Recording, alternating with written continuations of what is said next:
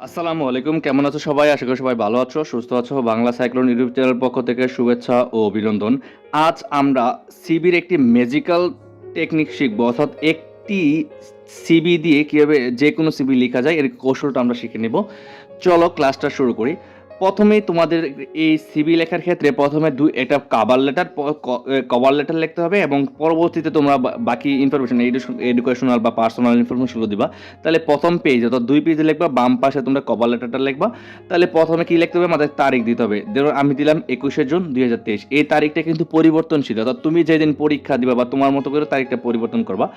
তারপরে the headmaster, the principal, the authority, the manager অথবা the managing director, অর্থাৎ তোমার পরীক্ষার প্রশ্নে যার বরাবর লিখতে বলবে তোমার ওইটা লিখবা।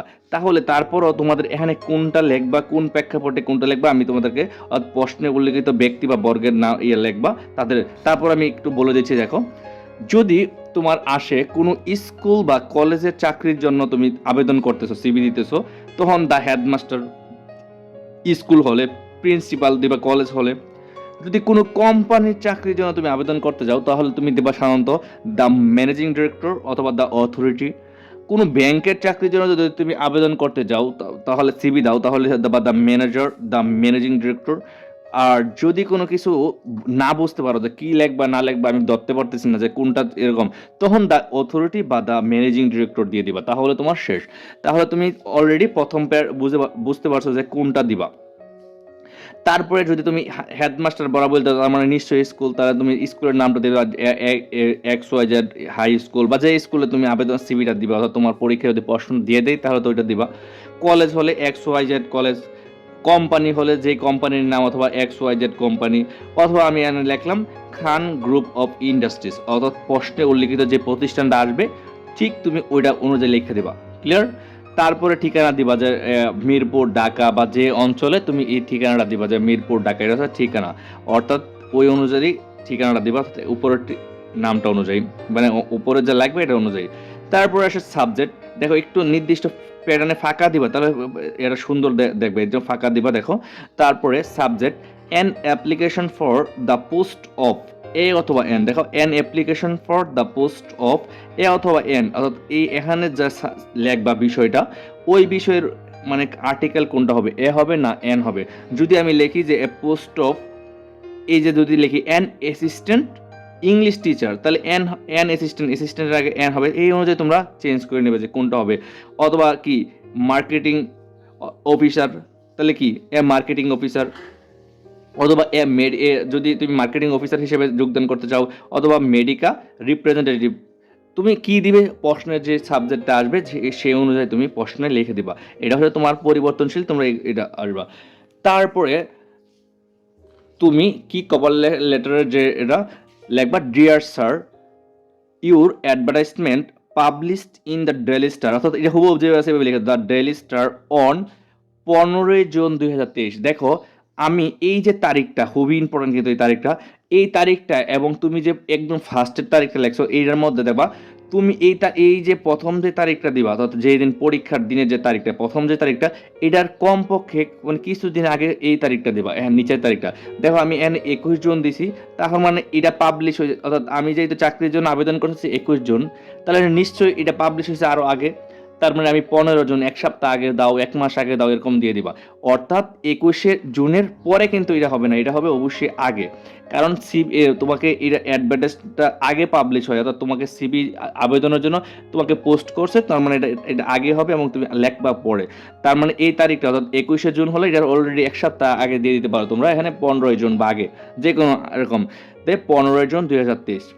আক্সিং application for the post of dressed, অর্থাৎ যে পোস্টটা যদি আমাকে অ্যাসিস্ট্যান্ট ইংলিশ টিচার হয়, অথবা মার্কেটিং অফিসার হয়, বা তোমার যা প্রশ্নে আসে বিষয়টা লিখে দেওয়া। অ্যাট্রাক্টেড মাই অ্যাটেনশন, অর্থাৎ বলতেছে এখানে যে আপনি যে সার্কুলারটা দিয়েছেন বা আপনি যে অ্যাডভার্টাইজমেন্টটা দিয়েছেন ডেইলি স্টারের এত তারিখের, এটা আমার চোখে পড়েছে, এটা আমার চোখে পড়েছে, জাস্ট এরকম যা বললা। I offer myself, I offer myself as a candidate for this the same, অর্থাৎ এই পোস্টে আমি কি একজন ক্যান্ডিডেট, অর্থাৎ নিজেকে মানে এই পোস্টে আমি আগ্রহী দেখাচ্ছি, এরকম বললাম। I have a good educational background as well as good working experience. অর্থাৎ আমার এই বিষয়ে মানে আমার একটা ভালো ব্যাকগ্রাউন্ড, শিক্ষাগত ব্যাকগ্রাউন্ড, ভালো ব্যাকগ্রাউন্ড আছে, এবং সাথে সাথে আমার কি আছে, ভালো ওয়ার্কিং এক্সপিরিয়েন্স, অর্থাৎ কি আছে, পূর্ব অভিজ্ঞতাও আছে এই কাজের। তারপরে দিলা কি, my particular are submitted below for your kind consideration. অর্থাৎ আমার যা মানে তথ্যগুলো আপনি আপনার উদ্দেশ্যে কি করছি, মানে পেশ করছি, আপনি এগুলো দেখবেন। তারপরে দেখো নিচে একটু গ্যাপ দিয়ে এরকম লিখবা, এরকম আমরা অ্যাপ্লিকেশনের শেষে যেটা লিখি, তোমরা এটা মুখস্থ করলে, এটা অ্যাপ্লিকেশন, যে কোনো অ্যাপ্লিকেশনের ক্ষেত্রে এটা ব্যবহার করতে হয়। ইন দ্য অ্যাবভ সার্কামস্টেন্স, অর্থাৎ উপরে সকল কিছু বিবেচনা করে, সকল কিছু বিবেচনা করে, আই দিয়ে কমা দিবা, দেয়ারফর দিয়ে কমা দিবা, request and hope that you would be kind enough to give me an opportunity to face the interview to prove my ability for the post. অর্থাৎ আমাদের সকল কিছু বিবেচনা করে আমাকে কি একটা সুযোগ দেন, আমি আমার যোগ্যতা যেন প্রমাণ করতে পারি ভাইভাতে। তারপরে লাস্টে কি দিয়ে দিবা, ইউর্স ওবিডেন্টলি দিয়ে কমা দিবা, ইউর্স ওবিডেন্টলি কমা দিয়ে তোমার নাম, যে নাম পরীক্ষা করো এই নামটা দিলা। এই হচ্ছে আমাদের প্রথম পৃষ্ঠার মধ্যে তুমি কি করবা, এটা লিখে দিবা, অর্থাৎ তোমার এটা হচ্ছে কভার লেটারটা শেষ। তারপরে আমরা কি করব, আমাদের পার্সোনাল ইনফরমেশন দিব। তাহলে প্রথম কভার এটা কিন্তু এক পৃষ্ঠার মধ্যে শেষ করবা। তারপর দ্বিতীয় প্যারা আছে কারিকুলাম বিটার মধ্যে, আমরা দ্বিতীয়টায় তুমি এটা লিখে একটা আন্ডারলাইন করে দিতে পারো। তারপরে অনেকে আছে এইটা না দিয়ে, অর্থাৎ পার্সোনাল ইনফরমেশন না লিখে 1 2 3 সিরিয়ালে লিখে দেয়। তুমি চাইলে এরকম পার্সোনাল ইনফরমেশন দিয়েও এরকম লিখতে পারো, অথবা সরাসরি 1 2 3 দিয়ে শুরু করতে পারো, এটা তোমার ইচ্ছা। তাহলে আমি সাজেস্ট করি যে পার্সোনাল ইনফরমেশনটা দাও, দিয়ে এরকম এইটা দাও এরকম। তারপরে দেখো তোমার নাম, তুমি নামটা লিখলা, ফাদার্স নেম, বাবার নামটা লিখলা, মাদার্স নেম, মার নামটা লিখলা। প্রেজেন্ট অ্যাড্রেস, তুমি প্রেজেন্ট অ্যাড্রেস তোমার মতো করে এখানে চেঞ্জ করে নিবা। পার্মানেন্ট অ্যাড্রেস এটাও তোমার মতো করে চেঞ্জ করে নিবা। ডেট অফ বার্থ, এই ডেট অফ বার্থটা কিন্তু খুবই ইম্পর্টেন্ট। এই ডেট অফ বার্থটা এরকমভাবে লিখবা, কারণ এই ডেট অফ বার্থের সাথে যেন এখানে যে তুমি একাডেমিক যে সার্টিফিকেটগুলো অর্জন করছো বা পাসিং ইয়ারগুলো যেন মিল থাকে। ধরো তুমি দিলা তোমার ডেট অফ বার্থটা এরকমভাবে দিলা যেন তোমার এসএসসি পাস করতে তোমার মানে মাত্র 10 বছরে তুমি এসএসসি পাস করে ফেলছো, যেটা সম্ভব না। অথবা এসএসসি পাস করছো তোমার 40 মানে 23 বছর 25 বছরে, তাও সম্ভব না। মানে অ্যাটলিস্ট একজন মানুষ জন্মগ্রহণ করলে তার এসএসসি পাস করতে কত বছর লাগতে পারে, ধরো 16 বছর 17 বছর বা এরকম টাইপের। এবং তারপরে তার ইন্টার পাস করতে হলে আরও 2 বছর, এরকম এই জিনিসটা যেন একটু ঠিক থাকে। মানে এরকম কোনো দিও না যেটা মানে অনেক মানে দৃষ্টিকটু মনে হয়। ক্লিয়ার? তাহলে ডেট অফ বার্থটা দিলা, ন্যাশনালিটি বাংলাদেশ এটাও দিলা, তারপরে ধর্মটা দিলা, ম্যারিটাল স্ট্যাটাসটা দিলাম, তারপর ইমেল থাকলে ইমেলটা দিয়ে দিলা ইনফরমেশনগুলো। তারপরে কন্ট্যাক্ট নাম্বারটা দিয়ে দিলা, ফোন নাম্বারটা যদি না দাও এই 11টা এরকম করে দিতে পারো। তোমার ন্যাশনাল আইডি কার্ড দিলা। এর মধ্যে যদি তুমি কিছুটা কম বেশি করো এটা তোমার সমস্যা নেই, জাস্ট এরকম করে দিলা। তারপরে কি করলো, এরকম দেওয়ার পরে তারপর এডুকেশনাল কোয়ালিফিকেশন দেখো। এডুকেশনাল কোয়ালিফিকেশন তোমরা যদি কেউ 1 2 3 সিরিয়ালে এরকম দাও, দেওয়ার পরে যদি তুমি যদি এই পয়েন্টগুলো না দাও, যে পার্সোনাল ইনফরমেশন, যে এই পার্সোনাল ইনফরমেশন দিব না বা এডুকেশনাল কোয়ালিফিকেশন দিব না, তাহলে তুমি এই 12 পরে এটা 13 নাম্বার দিয়ে তুমি এটা লিখে দিবা। আর যদি আমার মতো প্যারা করো, এই যে পার্সোনাল ইনফরমেশন দিয়ে অথবা এডুকেশনাল কোয়ালিফিকেশন এরকম প্যারা করো, তাহলে তো করলাই। আর না হলে এই প্যারাটা বাদ দিয়ে এখানে হবে 13, এই এডুকেশনাল কোয়ালিফিকেশনটা হবে 13 নাম্বার সিরিয়ালে। অর্থাৎ তোমার 13ই দেওয়া লাগবে এরকম না, তুমি এক দুইটা কম বেশ করতে পারো। তারপর এডুকেশনাল কোয়ালিফিকেশনের ক্ষেত্রে তুমি কি করতে পারো, নেম অফ এক্সাম, গ্রুপ অথবা সাবজেক্ট। গ্রুপের পর অবলিক সাবজেক্ট কেন রাখতেছি দেখো, কারণ তুমি যখন এসএসসি ইন্টারে থাকবা তখন কিন্তু তুমি গ্রুপে থাকবা, সায়েন্স আর্টস কমার্স। কিন্তু এরপরে যখন অনার্সে চলে যাবা তখন কিন্তু তোমার আর সায়েন্স আর্টস থাকবে না, তখন কোন সাবজেক্ট নিয়ে পড়াশোনা করছো, ইংলিশ না বা এরকম। তারপরে এরকম দিবা। তারপরে নেম অফ এক্সাম, তারপরে গ্রুপ, সাবজেক্ট, তারপরে রেজাল্ট। তোমার রেজাল্টের ক্ষেত্রে তুমি চাইলে জিপিএ বা সিজিপিএ আনতে পারো, যেমন জিপিএ 5 এটা যদি তুমি ফার্স্ট ক্লাস 9 না সিজিপিএ নিয়ে আসো তাহলে 3 পয়েন্ট সামথিং আসবে। যেমন অনার্সে কিন্তু আর 5 না, অনার্সে তোমাদের এসএসসি ইন্টারে যেমন 5 আর অনার্সে হচ্ছে সর্বোচ্চ 4। তাহলে তুমি যদি সিজিপিএ বা জিপিএ নিয়ে আসো তাহলে এনে আসবে কি 3 পয়েন্ট সামথিং বা 4 এরকম। আর যদি তুমি এনে আর নর্মালি অথবা তুমি আমার মতো রেজাল্ট লেখো, রেজাল্ট লেখলে তুমি এনে ফার্স্ট ক্লাস সেকেন্ড ক্লাস লিখে দিলে হবে। ইয়ার অফ পাসিং তুমি কোন সালে পাশ করছো, এবং বোর্ড অথবা ইউনিভার্সিটি। দেখো তুমি যখন সায়েন্স গ্রুপে পড়াশোনা করছো তখন তোমার কিন্তু বোর্ড, ঢাকা বোর্ড। কিন্তু তুমি যখন যখন তুমি ইংলিশ সাবজেক্ট নিয়ে অনার্স করছো তখন কিন্তু ইউনিভার্সিটি বা কলেজ হবে। ক্লিয়ার? তার মানে তুমি এখন আমি চারটা যদি আমি দেখি, সায়েন্স এসএসসি পাস করছি সায়েন্স গ্রুপে, জিপিএ 5 পেয়েছি 2011 সালে ঢাকা বোর্ডে। ওকে, এবার দেখো তাহলে যেহেতু এসএসসি 2011, তাহলে এইচএসসিটা কী হবে? আর মনে রাখবা ওই যে জন্মসাল থেকে যেন এই এসএসসি পাস করার যে একটা, এটা যেন অনেকটা মিল থাকে। তারপরে 11-র পরে সে 13, কারণ ইন্টার পাস করতে হলে 2 বছর লাগে, তাহলে 11-র পরে 13, এটাও ঢাকা বোর্ড। এরপর দেখো 13-র পরে এটা কিন্তু অবশ্যই 4 বছরের বা 5 বছরের মধ্যে শেষ করতে হবে। দেখো 13, 13-র পরে ইন্টার অনার্স পাস হবে কত, 4 বছর, তাহলে 13-র পরে 17 হয়ে গেছে। 17-র পরে আবার মাস্টার্স পাস করতে লাগে মাত্র 1 বছর। মানে এই যেন এরকম না হয় 13-র পরে এইটা দিলে 20, এরকম যেন না হয়। ক্লিয়ার? আচ্ছা, তাহলে এরকম দিলা ইউনিভার্সিটি, এরকম এরকম।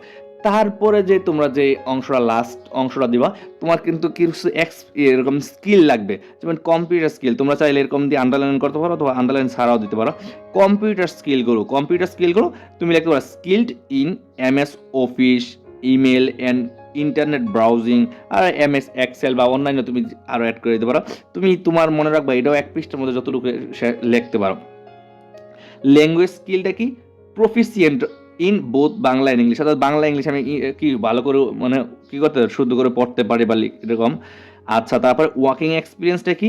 এই ওয়ার্কিং এক্সপিরিয়েন্সটা তোমরা এরকমভাবে দিয়ে দিতে পারো যে I have been serving as a marketing officer since এত তারিখ। অর্থাৎ নর্মালি তুমি 18-তে পাস করছো না, এর পরের সাল দিয়ে দিবা পরে। তাহলে তার মানে বলতেছো তুমি কি, আমি এই একটা আমার অভিজ্ঞতা আছে মার্কেটিং অফিসার হিসেবে। যদি তুমি ওই যে সাবজেক্টে মার্কেটিং অফিসার দাও যে 2019 সাল থেকে আজ পর্যন্ত আমি কি ওইটার মধ্যে আছি। অথবা তুমি যদি কোনো স্কুলের টিচার হিসেবে যোগদান দিতে দাও, তাহলে দেবা I have been servicing as a lecturer in English since এত, ইংলিশ টিচার হলে ইংলিশ। আর মনে রাখবা তুমি যদি প্রথমে তো মানে এই যে আগের পৃষ্ঠায় যদি তুমি দেখো, এখানে তুমি কি দিছো দেখো, তুমি এখানে যদি অ্যাসিস্ট্যান্ট ইংলিশ টিচার দাও তাহলে নিশ্চয়ই তুমি কি ইংলিশে পাস করছো, এই যে ইংলিশে পাস করবা। আর যদি তুমি ম্যাথ টিচার দাও তাহলে কিন্তু এখানে ম্যাথ সাবজেক্টটা দিবে। এই জিনিসগুলো যেন বোর্ড না হয়। তারপরে কি এখানে দিয়ে দিলে এই যে এখানে যে I I have been serving as lecturer in English since 2019 সাল থেকে আজ পর্যন্ত এরকম। তারপরে তুমি কি করলা, লাস্ট কি দিবা, রেফারেন্স দিয়ে দেবা। রেফারেন্সটা কিন্তু খুবই ইম্পর্টেন্ট। মানে তোমাকে যে তারা ওই জয়েন করবে ওখানে যে তোমাকে নিবে, তাহলে ওই রেফারেন্স যে যার রেফারেন্স যে সে যেন তোমাকে চিনে, এরকম একটা রেফারেন্স জবের ক্ষেত্রে নেই। ওই রেফারেন্স ব্যক্তিকে যখন কখনো যদি তোমার সম্পর্কে জানতে চাই সে যেন অবশ্যই চিনে। কিন্তু যেহেতু তুমি পরীক্ষা দিতেছো, পরীক্ষার মধ্যে আর এইসব কিছু লাগবে না, তাহলে রেফারেন্সের ক্ষেত্রে মনে রাখবা তুমি যদি ইংলিশ টিচার হিসেবে ঢুকতে যাও তাহলে লিখবা এই যে প্রফেসর আমিনুল ইসলাম বা যে কোনো একটা নাম দিলা, department of English, university of Barishal. যেহেতু তুমি ওই ইউনিভার্সিটিতে পড়াশোনা করছো, তোমার স্যার যেহেতু তোমাকে চিনে, তো কখনো যদি তার সাথে যোগাযোগ করে তোমার সম্পর্কে যেন জানতে পারবে। কিন্তু তুই তো এখন তো তুমি নাম্বারের জন্য লিখতেছো, এখন তো আর না বাস্তব সিভির ক্ষেত্রে।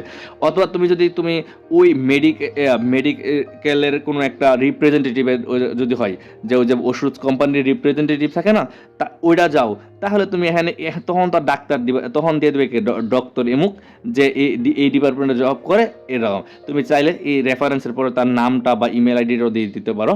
ঠিক এইভাবে যদি তুমি একটা সিভি লেখো তাহলে দেখো মোস্ট সারা কিন্তু সিভি সব লিখতে পারতেছো।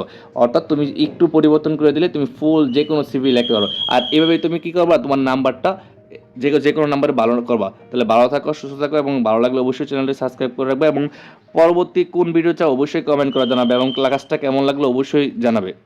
ধন্যবাদ সবাইকে।